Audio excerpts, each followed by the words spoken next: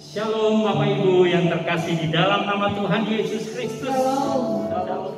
Selamat sore, selamat Natal tahun 2020 dan selamat menyongsong tahun baru. Shalom, shalom, shalom. Siap kita bersuka cita dan selalu bersuka cita. Amin. Amin. Karena penyertaan Tuhan terus mengalir dalam kehidupan kita. Kita akan mulai ibadah kita sore hari ini. Mari kita berdoa. Bapa kami yang maha baik, kami datang kepadamu dengan ucapan syukur, sebab kebaikan-Mu terus mengalir dalam kehidupan kami. Penyertaan-Mu, pemeliharaanmu sempurna dalam hidup kami sampai dengan hari ini ya Tuhan. Kami membawa pujian kami membawa penyembahan kami hanya kepadamu ya Tuhan. Dan kami percaya Engkau selalu ada bersama-sama dengan kami. Terima kasih Tuhan. Kami serahkan ibadah kami sore hari ini hanya kepadamu. Berkati setiap kami dimanapun kami berada, di tempat kami masing-masing, di rumah kami masing-masing. Kami serahkan hanya ke dalam tangan-Mu, karena Engkau adalah Allah kami. Kami hanya mengandalkan-Mu saja. Engkau penguasa tunggal dalam hidup kami ya Tuhan. Berkati setiap kami pada sore hari. Terima kasih ya Tuhan. Di dalam nama Tuhan Yesus Kristus kami berdoa dan mengucap syukur. Mari kita umat yang diberkati Tuhan sama-sama katakan amin.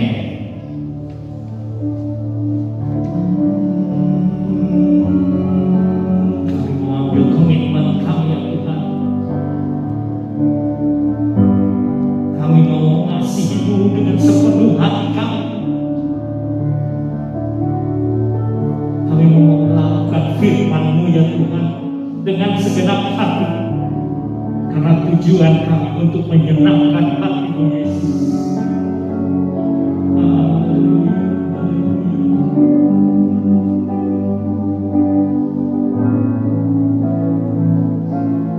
Aku mengasihi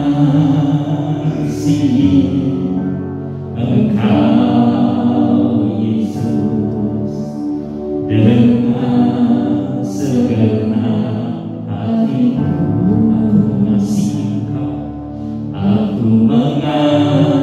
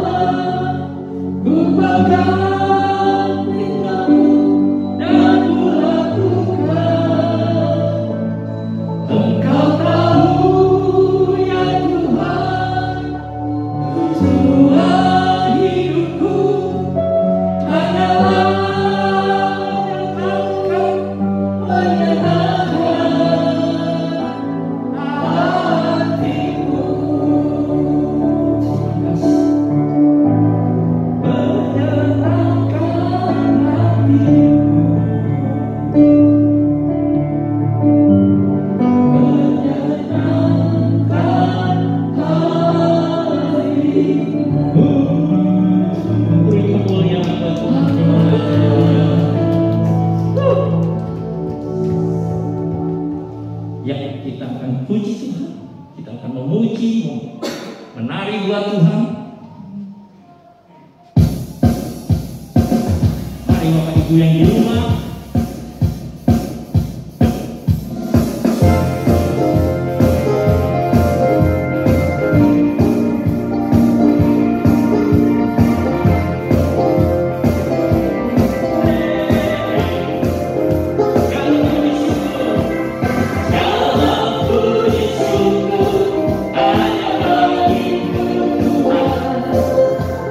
Sebab Kau yang layak dipuja.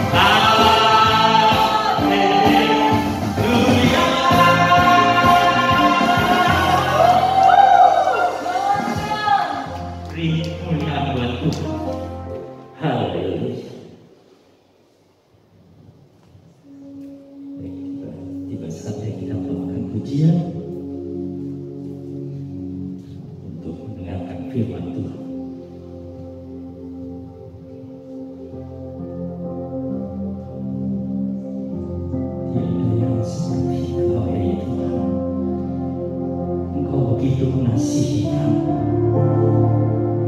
Engkau Tuhan yang selalu menjawab semua seru doa kami.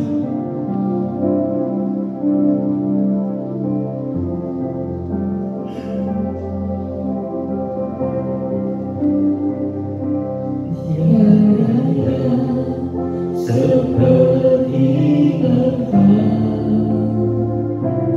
begitu mengasihiku, Kau Tuhan sanggup menjawab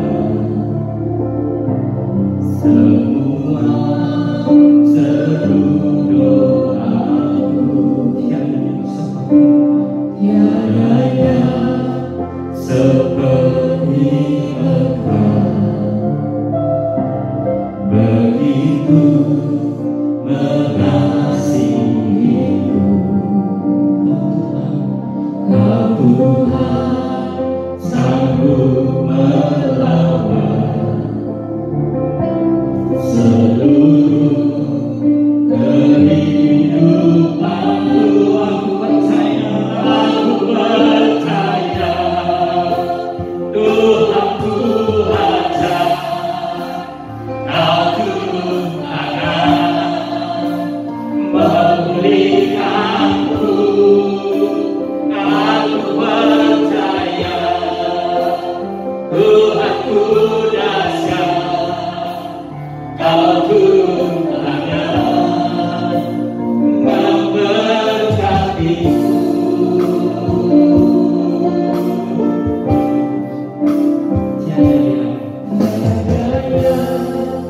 Seperti Engkau, begitu mengasihiku,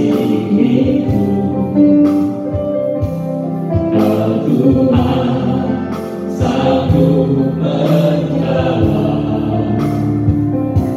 semua seru doaku. Tiada yang seperti Engkau, begitu mengasihiku, Kau Tuhan sanggup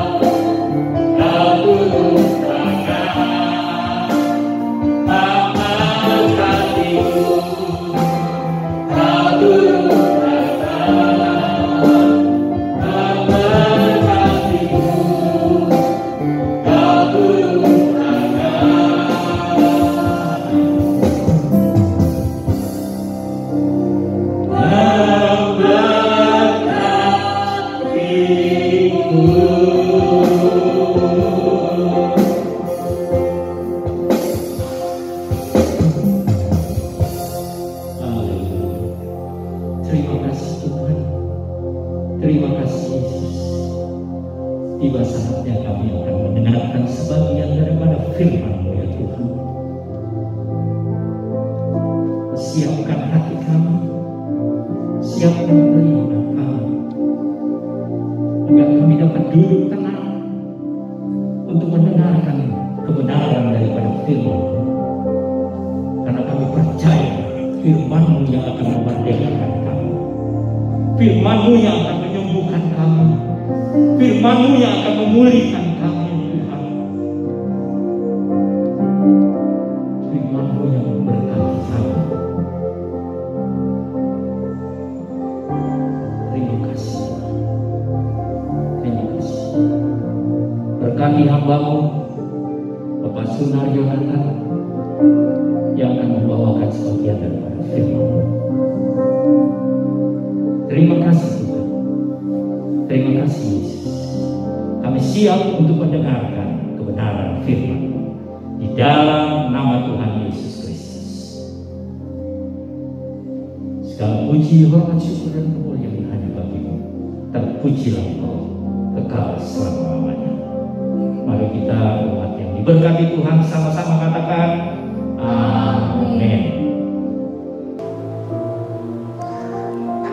Ya baik, saya senang sekali boleh berjumpa kembali di dalam ibadah onsite saat ini. Saya pertama ucapkan selamat Natal tahun 2020. Bila kiranya damai Allah yang Immanuel itu menyertai setiap kehidupan saya dan saudara. Tuhan Yesus memberkati. Baik, hari ini kita akan sama-sama belajar firman Tuhan tentang di balik masalah Tuhan sediakan jalan keluar. Saya percaya bahwa setiap kehidupan kita tidak lepas dari yang namanya masalah. Bahkan kalau hari-hari ini kita sedang ada di masa pandemik COVID-19 yang bukan hanya ada di sekitar kita, di kota kita, bukan hanya ada di bangsa kita, tapi seluruh dunia saat ini sedang mengalami yang namanya pandemik COVID-19. Oleh karena itu bahwa krisis sehari-hari sedang terjadi. Tetapi saya percaya ketika kita sedang ada mengalami krisis, mengalami persoalan, mengalami masalah, bahwa Tuhan pasti sedang menyediakan jalan keluarnya bagi setiap kehidupan kita. Oleh karena itu kita akan baca firman Tuhan dari 2 Raja-Raja pasal yang keempat, ayat yang pertama sampai dengan ayat yang ke-7. Saya akan bacakan buat kita semuanya dalam Lembaga Alkitab Indonesia atau LAI dengan perikop minyak seorang janda. Salah seorang dari istri-istri para nabi mengadukan halnya kepada Elisa sambil berseru, "Hambamu suamiku sudah mati, dan engkau ini tahu bahwa hambamu itu takut akan Tuhan. Tetapi sekarang penagih hutang sudah datang untuk mengambil kedua orang anakku menjadi budaknya." Jawab Elisa kepadanya, "Apakah yang dapat kuperbuat bagimu? Beritahukanlah kepadaku apa-apa yang kau punya di rumah." Berkatalah perempuan itu, "Hambamu ini tidak punya sesuatu apapun di rumah, kecuali sebuah buli-buli berisi minyak." Lalu kata Elisa, "Pergilah, mintalah bejana-bejana dari luar, daripada segala tetanggamu bejana kosong, tetapi jangan terlalu sedikit. Kemudian masuklah, tutuplah pintu sesudah engkau dan anak-anakmu masuk. Lalu tuanglah minyak itu ke dalam segala bejana. Mana yang penuh, angkatlah."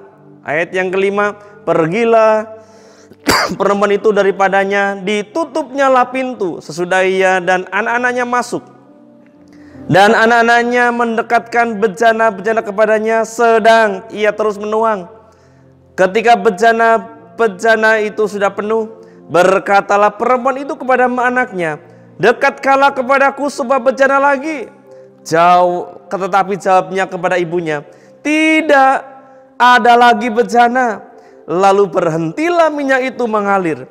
Kemudian pergilah perempuan itu memberitahukannya kepada abdi Allah. Dan orang ini berkata, 'Pergilah, jualah minyak itu, bayarlah hutangmu, dan hiduplah dari lebihnya engkau serta anakmu. Bapak, Ibu, saudaraku yang dikasihi Tuhan, dimanapun berada hari-hari ini sedang beribadah, mendengarkan firman Tuhan, dan kita belajar firman Tuhan. Saya percaya bahwa berbagilah orang yang mendengarkan firman Tuhan, yang merenungkannya, serta melakukannya, maka Tuhan memberkati setiap kehidupan kita. Nah, saudaraku yang dikasihi Tuhan, tentunya di hari-hari ini kita sedang mengalami yang namanya krisis ekonomi, krisis kesehatan, keluarga, dan banyak yang lain krisis. Itulah masalah yang kita hadapi. Tetapi saya percaya bahwa di balik itu semuanya Tuhan sudah punya rencana yang indah, yang baik. Karena di balik masalah Tuhan sediakan jalan keluar. Mungkin di antara kita, dan saya yakin tidak ada yang mau mempunyai hutang. Karena biasanya tidurnya pun tidak nyenyak. Bahkan seringkali juga sampai harus ganti-ganti nomor telepon supaya sulit dihubungi oleh orang. Nah, janda ini memiliki masalah. Itu yang pertama, baru saja ditinggalkan oleh suaminya. Sedang berduka, punya persoalan. Karena harus menghidupi anak-anaknya, keluarganya. Dan dia harus bekerja lebih giat lagi. Dan yang kedua, masalah yang kedua adalah bahwa penagih hutang datang untuk mengambil kedua anaknya menjadi budak. Saya yakin bahwa tidak ada bapak, ibu yang mau menjaminkan anaknya untuk membayarkan hutangnya. Karena anaknya itu pasti lebih berharga daripada hartanya. Itulah sebabnya kita tahu bahwa hidup seorang percaya bukan tanpa persoalan, tanpa masalah. Ini seorang istri hamba Tuhan, tentunya orang yang dekat dengan Tuhan, keluarganya, itu pun mengalami persoalan, mengalami masalah. Jadi masalah itu bisa datang kepada siapapun juga. Ini kalau setiap kita hari-hari mungkin sedang mengalami masalah, apapun masalahnya, mungkin ekonomi, keluarga, di dalam pekerjaan, di dalam usaha, apapun masalah yang kita hadapi, percayalah bahwa dalam masalah itu semuanya Tuhan sudah menyediakan jalan keluar bagi setiap kita yang percaya kepada kita. Karena di dunia ini nggak ada orang yang lepas dari persoalan, dari masalah. Bahkan kalau saudara bisa ngobrol dengan orang, rekan atau siapapun, mungkin sejam 2 jam, pasti yang diobrolin adalah masalahnya, persoalannya.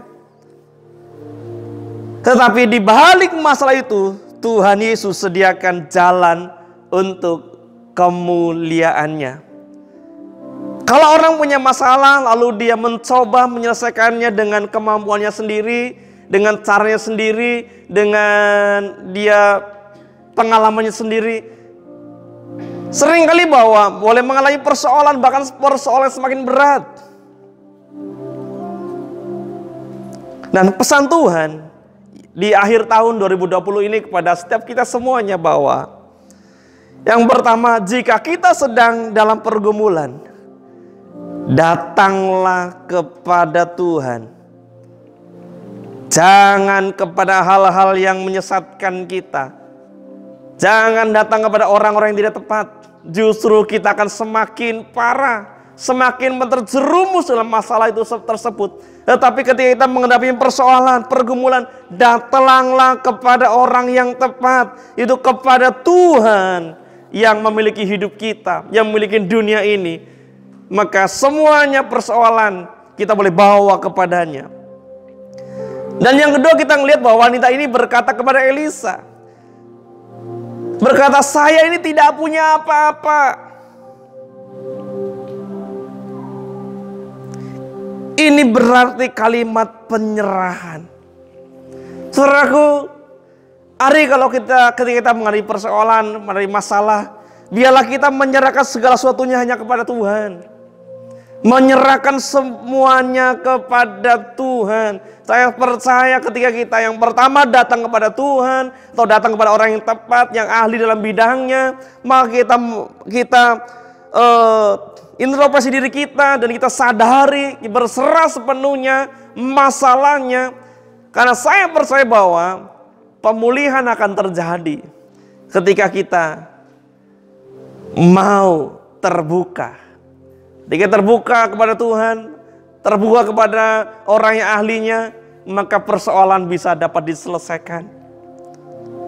Dan yang ketiga, saudaraku, yang dikasihi Tuhan, ketika kita ada dalam persoalan, dalam masalah yang kita hadapi,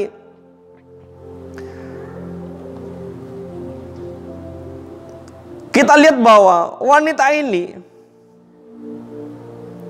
bilang bahwa aku punya minyak hanya sebuah buli-buli. Ini berbicara bahwa hal yang kecil. Aku punya cuma sebuah buli-buli. Tetapi ketika yang kecil ini yang ada yang kita miliki, maka dari situlah, dari hal yang kecil itulah Tuhan akan bekerja menolong setiap kehidupan kita. Oleh karena itu kita boleh belajar pada saat ini. Yang pertama yang harus kita lakukan dalam kehidupan ini adalah mulailah dari hal-hal yang kecil. Pertanyaannya adalah bahwa apa pentingnya sebuah buli-buli kecil? Saya percaya saudara, Bapak Ibu yang dikasihi Tuhan, bahwa kita semuanya memiliki mungkin parfum atau apa yang seringkali dipakai supaya tubuh kita jadi wangi, harum, saudaraku. Tahukah saudara bahwa buli-buli ini kecil dan tidak sebesar botol minyak wangi yang Bapak Ibu saudara miliki di rumah? Apa yang kita belajar dari cara Tuhan menyelesaikan wanita ini dengan mulai dari apa yang ada padanya. Tuhan akan menyelesaikan masalah kita dari apa yang kita miliki. Itu mungkin hal yang kecil.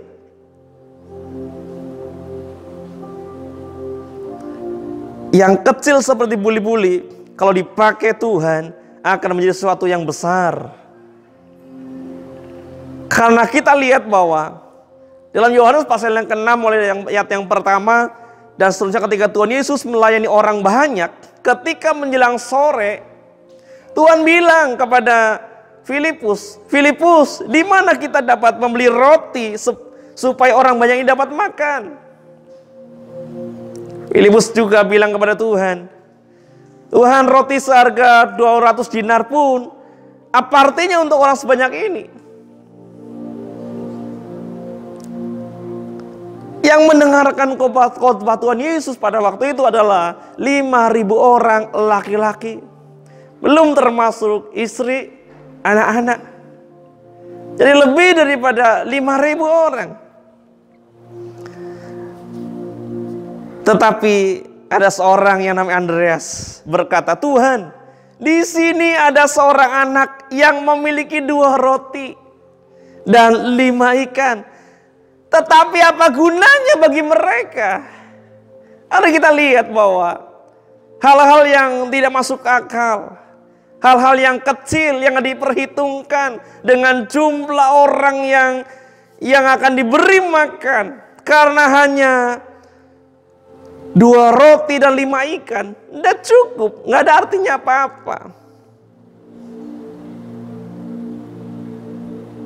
Lalu Tuhan Yesus berkata pada murid-muridnya bahwa supaya mereka semua duduk dengan teratur.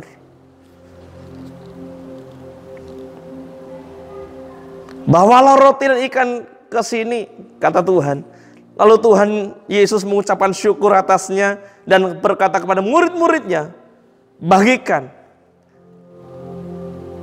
Saudara tahu apa yang terjadi?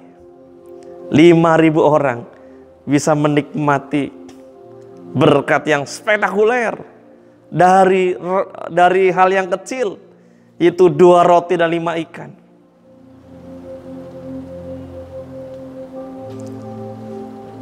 Semua bisa kenyang, bahkan ada sisa sebanyak 12 bakul roti. Coba kalau Filipus meminta uang ribuan dinar untuk membeli makanan di kota itu. Saya percaya bahwa pada waktu itu pun tidak ada yang bisa menjual dalam waktu yang sesingkat-singkatnya. Ini berarti Tuhan memulai dengan perkara-perkara yang besar itu dari apa yang ada dimiliki oleh orang yang percaya, dari hal yang kecil. Mungkin kita masih ingat bahwa ketika Musa pun ketika dipanggil oleh Tuhan menjadi hambanya, Musa berkata kepada Tuhan, kalau ia tidak pandai berbicara, suruh saja Harun kakaknya yang lebih fasih dari dia. Saya tidak bisa apa-apa, kata Musa. Tapi Tuhan berkata, Musa, apa yang ada padamu? Musa bilang, tongkat. Dia bilang, lempar kalau tongkatmu itu. Tongkat kita lempar jadi ular. Dan ketika suruh tangkap lagi. Menjadi tongkat lagi. Tongkat yang tidak memiliki arti dan bagi Musa, yang dipakai Tuhan untuk membelah laut terberau. Inilah yang dipakai Tuhan membuat bangsa Israel berjalan di tanah kering sampai di seberang lautan. Jadi mari kita pikirkan hal-hal yang kecil, mungkin kita tidak terbayangkan, tidak terpikirkan. Tetapi kalau itu diserahkan kepada Tuhan, itu kita serah dan kita menyerah, dan Tuhan bekerja, Tuhan berikan perintahnya. Saya percaya dari hal yang kecil Tuhan sanggup merubahnya menjadi mukjizat yang luar biasa. Jadi Tuhan memakai kita mulai dari hal-hal yang kecil dalam diri kita. Maka kita harus lihat Tuhan bekerja di dalamnya, dan akan kita lihat hal-hal yang luar biasa. Karena itu jangan anggap enteng hal-hal yang kecil dalam kehidupan kita. Jangan kita menjadi minder dalam kehidupan kita. Menganggap apa artinya itu semuanya. Hal yang kecil kalau ada di tangan Tuhan itu menjadi luar biasa, saudaraku. Mungkin saya hanya bisa ngomong, saya hanya bisa ini itu macam-macam. Tapi ketika kita ada kemampuan, keahlian, sekecil apapun, kalau kita mau lakukan, serahkan kepada Tuhan. Saya percaya bahwa Elisa berkata, bawalah kemari. Dan itu menjadi kekuatan yang besar di tangan Tuhan. Sehingga wanita itu membawa yang namanya itu minyak. Yang pertama yang harus kita lakukan adalah dalam kehidupan kita, mulailah dari hal-hal yang kecil.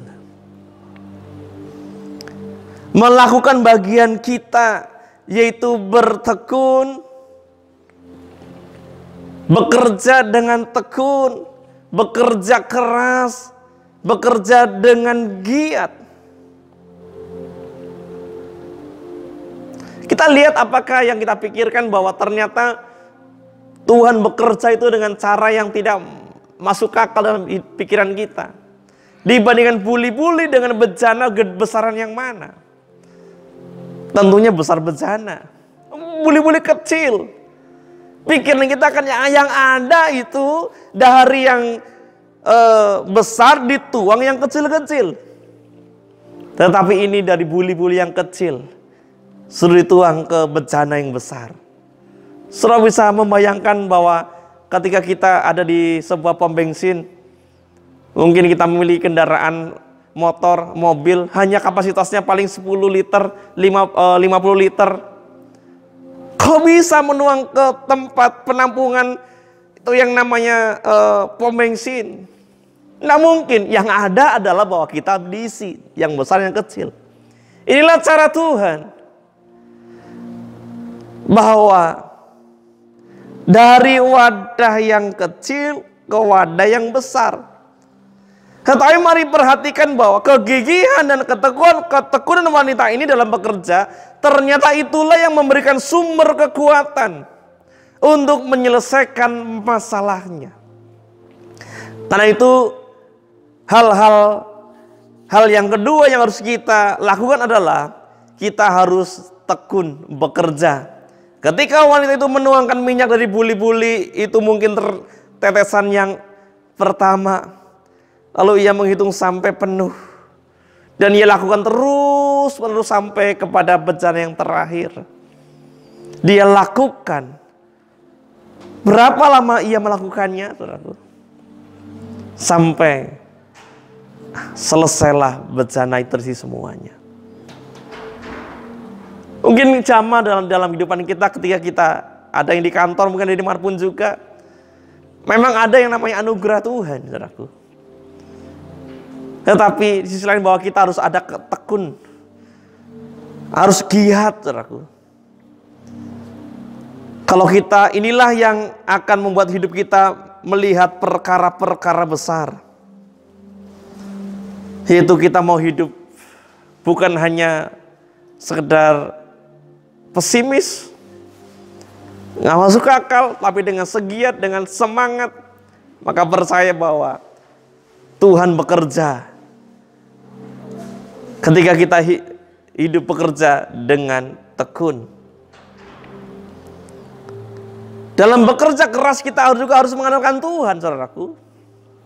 Apa yang membuat kita tidak mau bekerja keras?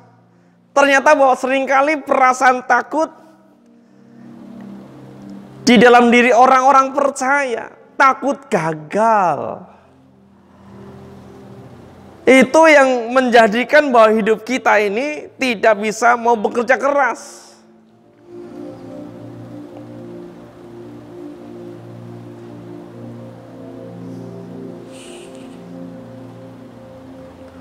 Ada orang ketika dia suruh bekerja atau suruh buka suatu perusahaan, kadang bingung mau buat usaha apa. Ketika orang tuanya diberikan modal pun bingung mau buat apa lagi. Buka toko onderdil sudah banyak toko onderdil. Mau buka tempat warung makan sudah banyak warung makan. Dia sudah mulai menyerah dulu. Coba perhatikan kalau kita pergi, yang suka menikmati hidangan masakan Padang tentunya kita tahu bisa kanan kirinya sama. Bahkan ada di seberang-seberangan pun ada. Dan saya pernah bertanya juga, kenapa sih kok deket-deketan? Sana rumah makan Padang, sini ibu juga buka. Ini bilang bahwa Pak, yang nama rezeki itu masing-masing sudah ada yang ngatur. Saya percaya bahwa kita harus tetap jangan takut untuk gagal di dalam kita menjalankan apapun yang kita lakukan. Karena kita dengan bekerja keras, kita mengandalkan Tuhan, maka tidak perlu namanya takut akan gagal. Oleh karena itu bahwa kalau hari ini setiap kita mau bekerja keras, pasti kita, saudara, akan diberkati Tuhan. Selagi minyak itu mengalir,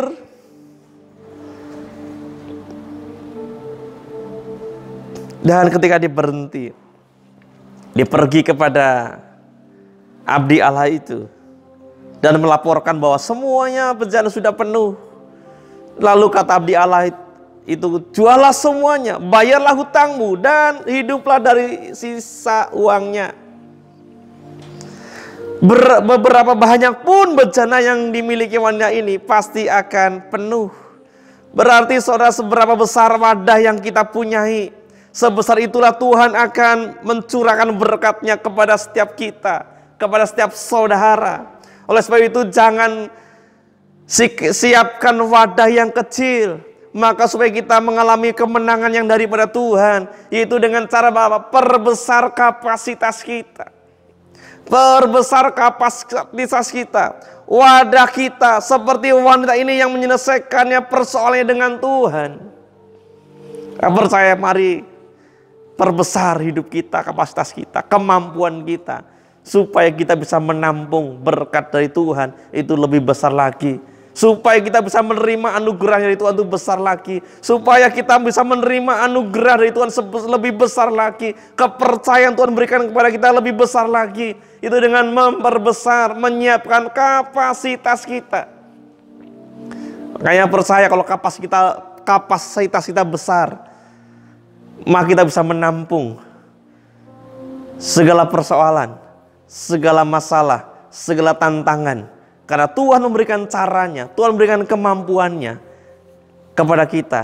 Jadi perbesarlah kapasitas kita untuk kita menerima berkat yang diberi Tuhan. Ada cerita, ada seorang yang sedang mancing di kolam. Dan ada seorang anak kecil yang memperhatikan. Ketika orang ini mancing dapatkan ikan yang besar, dia buang.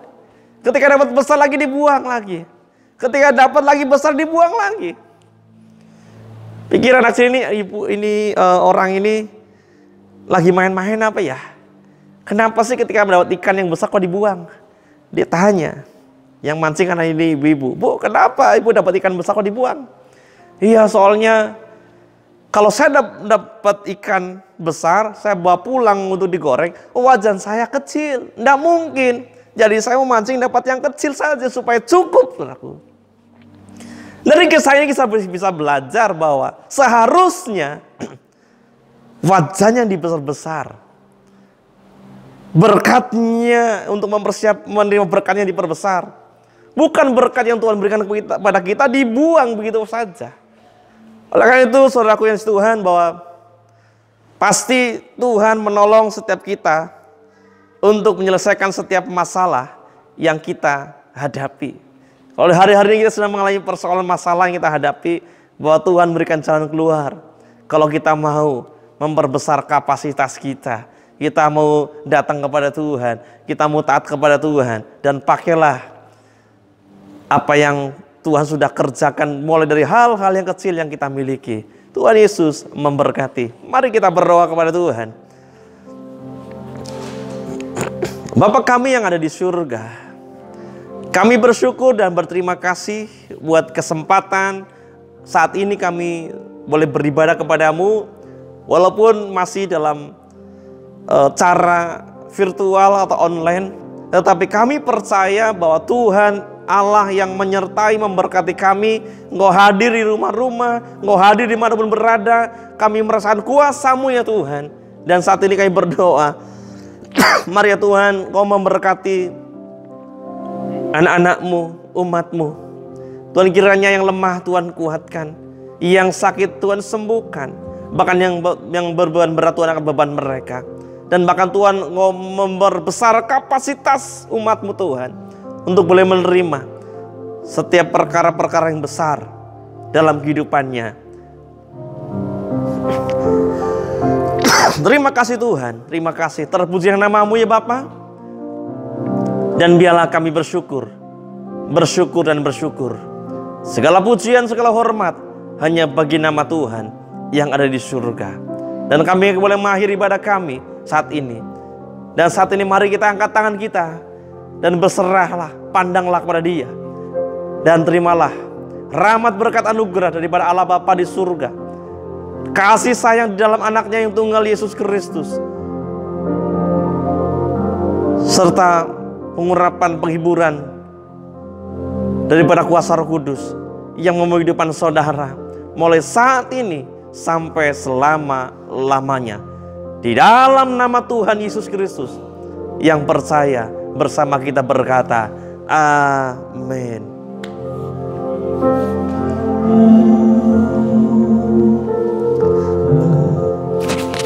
Engkau memberkati aku,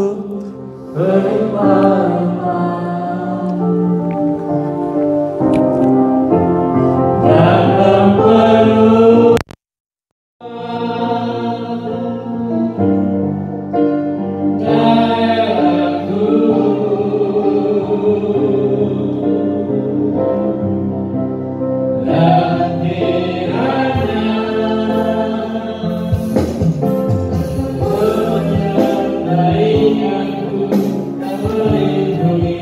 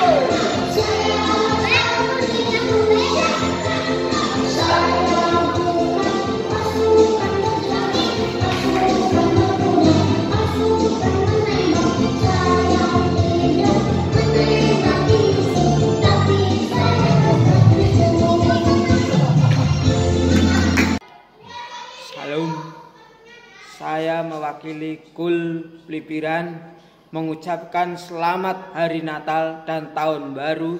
Tuhan Yesus memberkati. Amin.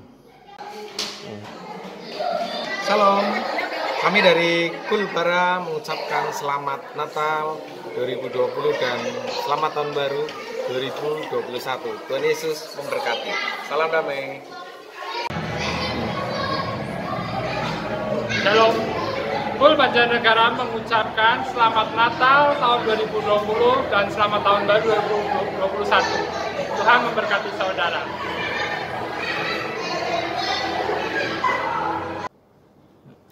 Kami Kapolsek Bawang, AKP Stefanus Sostenes Udiono SE, mengucapkan selamat Natal dan Tahun Baru 2021 kepada Jemaat Gereja Betel Indonesia Haleluya Banjarnegara. Semoga para jemaat Gereja Betel Indonesia Haleluya selalu diberkati Tuhan dan selalu sesuai dengan keinginan masyarakat, dan semoga dalam ajaran-ajaran Tuhan Yesus menjadi panutan kita semuanya. Haleluya, haleluya, haleluya. Salam sejahtera untuk kita semua. Kepada saudara-saudaraku umat Kristiani, umat Kristen dan umat Katolik, pada kesempatan yang berbahagia ini, selaku Kepala Kantor Wilayah Kementerian Agama Provinsi Jawa Tengah, saya menyampaikan ucapan Selamat Hari Natal 2020. Peringatan Natal tahun ini, kita masih dalam suasana keprihatinan menghadapi pandemi COVID-19. Saya ingin mengajak kita semuanya untuk semakin mendekatkan diri kepada Tuhan Yang Maha Esa, memohon perlindungan dan pertolongannya. Mudah-mudahan COVID-19 ini segera mendapatkan pertolongan dari Tuhan Yang Maha Esa. Ikhtiar-ikhtiar kita di dalam menjaga protokol kesehatan diberikan keberkahan oleh Tuhan Yang Maha Esa, sehingga COVID ini segera berlalu. Saya juga ingin mengajak kita semuanya untuk semakin memahami agama kita, mengamalkan ajaran agama kita dalam suasana yang toleran, suasana yang rukun dan damai. Saya juga mengucapkan selamat tahun baru 2021. Mudah-mudahan tahun 2021 adalah hari-hari baik bagi kita sekalian, untuk bisa memberikan pengabdian yang lebih baik lagi kepada bangsa dan negara. Terima kasih, salam sejahtera untuk kita semua.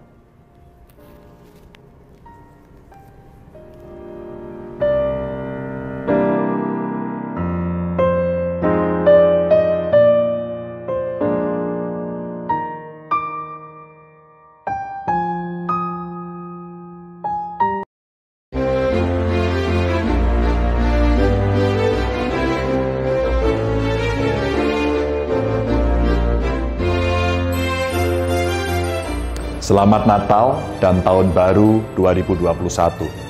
Silakan rayakan kebahagiaan ini dengan bersama keluarga kecil, dengan tetap di rumah saja, agar kuat iman dan imun kita, agar aman kita semua.